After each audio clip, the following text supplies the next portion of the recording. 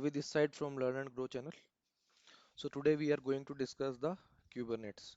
So this is our first video in the Kubernetes series.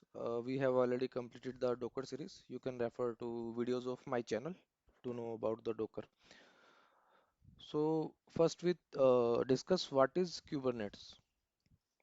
The question comes to our mind. We were already having the Docker system available with us. Why Kubernetes is required?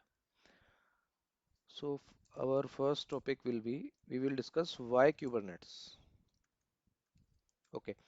Earlier in our Docker platform, we were having structure like we were having a Docker host, single Docker host was there. This is our Docker host, and there were multiple containers running over it, Docker host. So we were having only single host. This we have seen in our Docker technology. But you think of a live system, production system. So if you deploy your container on a single host or single server, then it will not be good for your production system. Because if your Docker host or your server crash, then all your container will go and your application will not be accessible.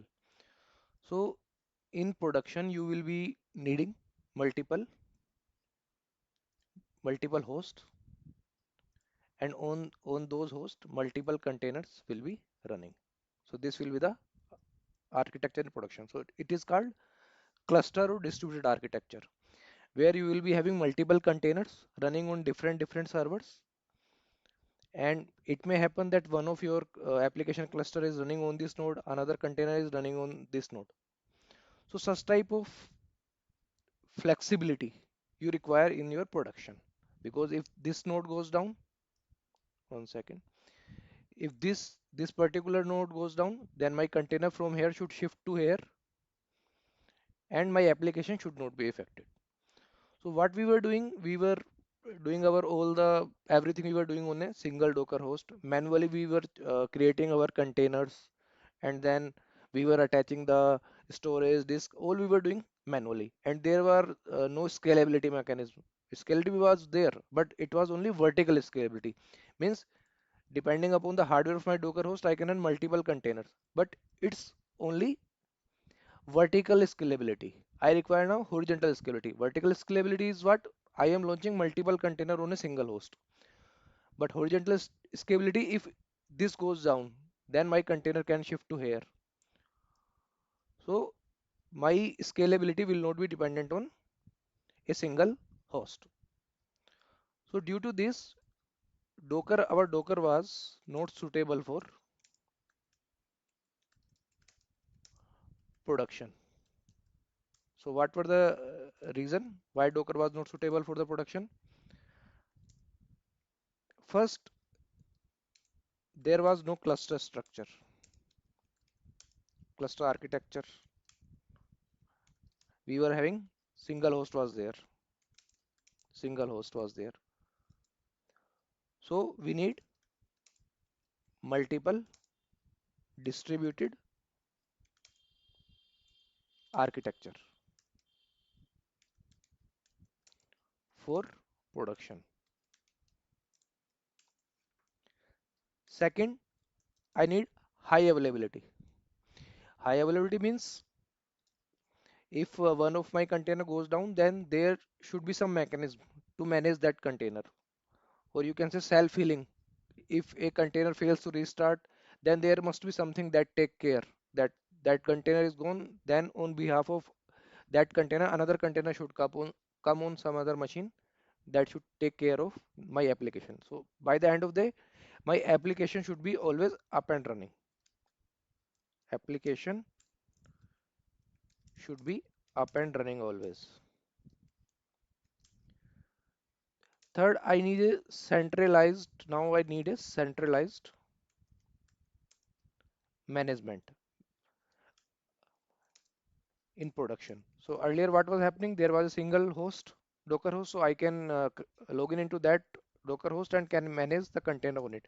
But now we have n numbers of host, n number of server, and n number of containers running over them, running. So I cannot go one by one on each of my server and can manage my containers. So I need centralized management. So from a central location, I can do all my O&M work, all the commands I can fire, which can control my whole system.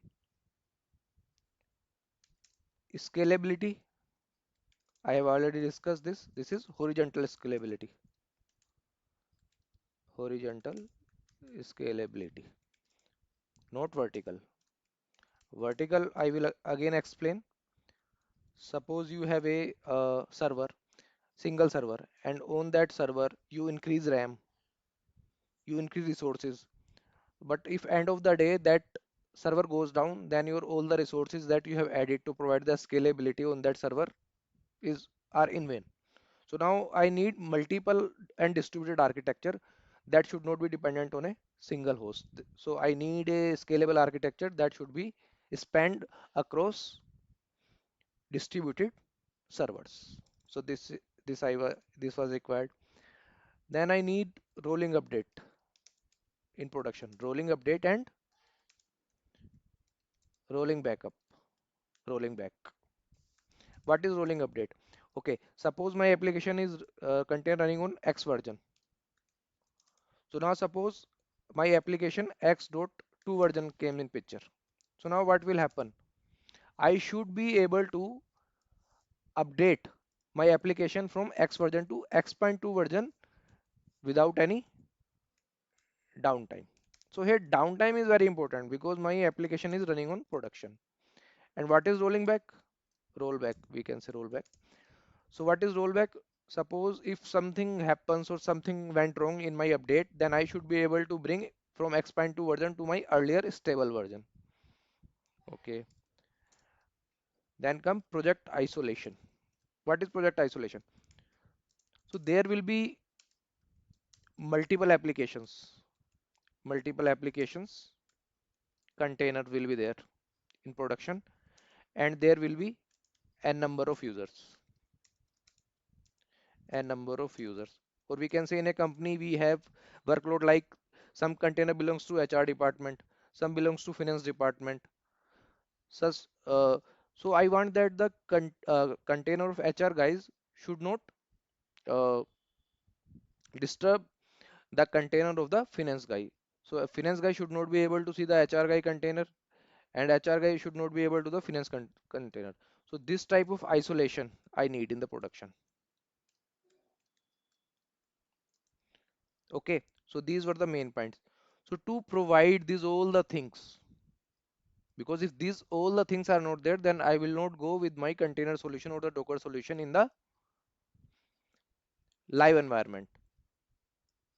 So we need a framework. We need a framework. One second. We need a framework that can provide us these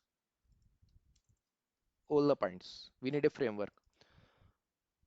So that framework that provide these all the facility to us, and there are also more features that we will require like storage management is also there that we will discuss when we go further, but these are from beginner point of view so that you are able to understand. So we need a framework to manage our container architecture. So to make our container or architecture successful in our production environment, we need a framework, and that framework is provided by multiple companies. So Kubernetes is a container framework, and we also have Docker Swarm is also there. So we have multiple framework to manage our container system architecture. Okay, so I hope these points are clear to you. What are the features we require in production and why the Kubernetes come into the picture.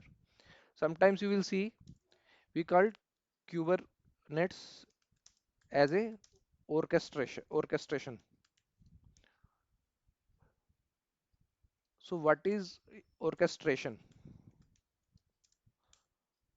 orchestration dictionary meaning, if you see the orchestration dictionary meaning is planning or coordination of the elements of a situation to produce a desired effect.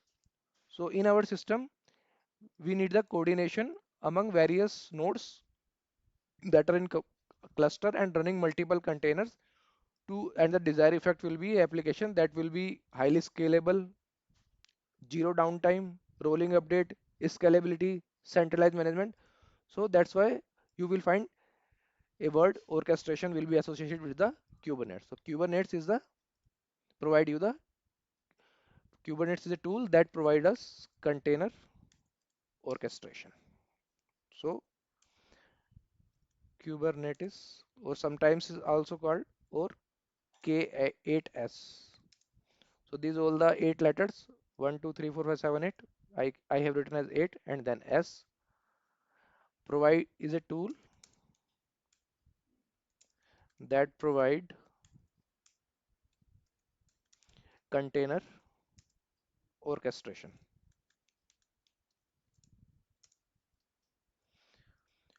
So as I told you, there are many container orchestration tool. You have Docker Swarm, then you have Apache Mesos is also there, and Kubernetes is also there. So Kubernetes was developed by Google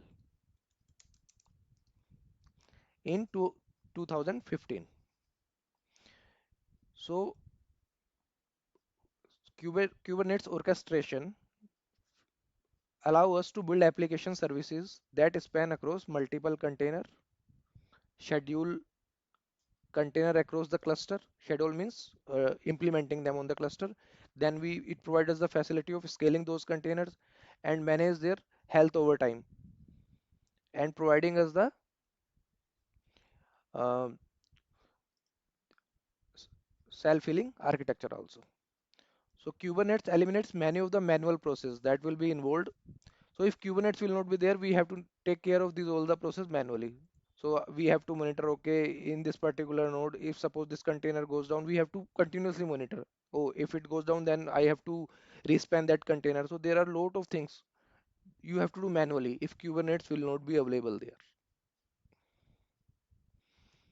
So Kubernetes eliminates many of manual process involved in deploying and scaling containerized application.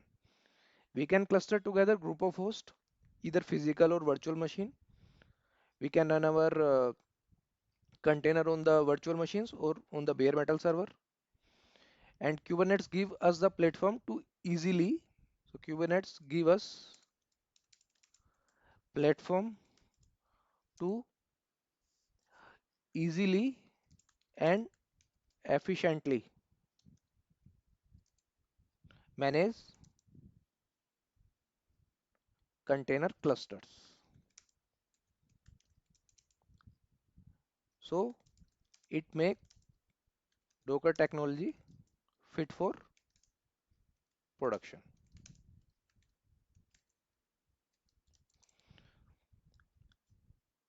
So I hope now things are clear to you. What is Kubernetes?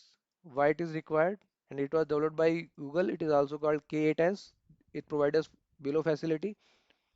So when we move further on in our lectures, then these all the terms will be very much clear to you. So next video will be on Kubernetes architecture. How is the Kubernetes architecture? Then we will have lot of practical stuff, and I guarantee you, if you watch all my video, then you can clear the CK exam as well. So I will come again with lot of videos on the Kubernetes technology. If you have not subscribed my channel, please subscribe and like it. Thank you. Take care. Bye.